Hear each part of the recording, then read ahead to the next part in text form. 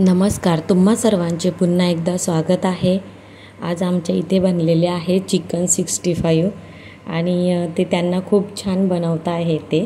तर चला आता सुरुवात करूया रेसिपीची। सगळ्यात आधी मला तर गरमागरम मस्त डाळ भात बनवायचं होतं, पण ते बोलले की तुझ्यासाठी बनव, पण आम्ही काहीतरी स्पेशल बनवणार आहे। तर म्हटलं ठीक आहे, बनवा, चालेल बनवलं तरी। आणि छान चिकन घेऊन आले, 2 ते 3 पाण्याने मस्त व्यवस्थित धुवून घेतलं, साफ करून घेतलं त्यांनी। मी पण त्यांना मदत केली बनवण्यासाठी। त्यांना ह्या सगळ्या गोष्टीची आवड आहे, तर ते पण खूप आवडीने बनवतात।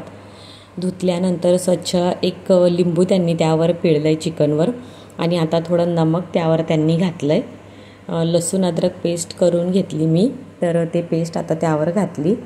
चिकन 65 मसाला घातला आहे, तसंच काश्मीरी लाल मिरची घातलं 1 चम्मच आणि मी पण थोडी मदत केली। हळद 1 चम्मच आणि धनिया पावडर घातली आणि घरगुती लाल तिखट घातलं आहे। तसंच आता त्यांनी 1 अंडं त्यामध्ये आता फोडून टाकलं आहे आणि तुम्ही बघू शकता की किती मसाले व्यवस्थित असे दिसत आहेत आणि हे छान त्यांनी मिक्स करून घेतलं आहे। हे व्यवस्थित मिक्स करून घ्यायचं, सगळीकडे लागलं पाहिजे असं। आणि 3 चम्मच मी कॉर्नफ्लॉवर घातलं आहे आणि 1 चम्मच मैदा घातला आहे।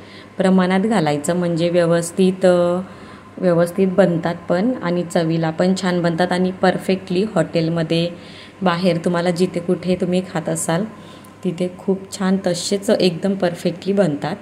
आणि 1 मोठा चम्मच मी आता त्यामध्ये तेल टाकलं आहे आणि व्यवस्थित ते पण त्यांनी मिक्स करून 15 ते 20 मिनिटे छान मॅरिनेट करून ठेवलं आहे।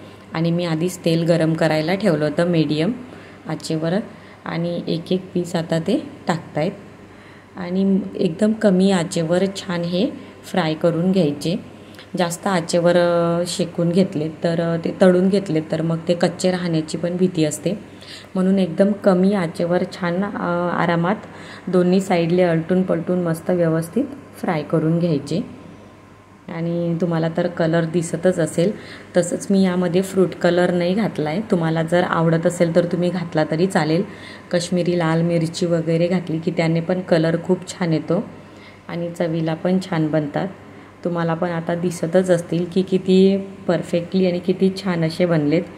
आता मी त्यांना सांगते की थोडेसे तुम्हाला तोडून पण दाखवायचे की किती परफेक्ट मऊ सॉफ्ट मस्त असे झालेत आणि आतमधून पण व्यवस्थित तळल्या गेलेत।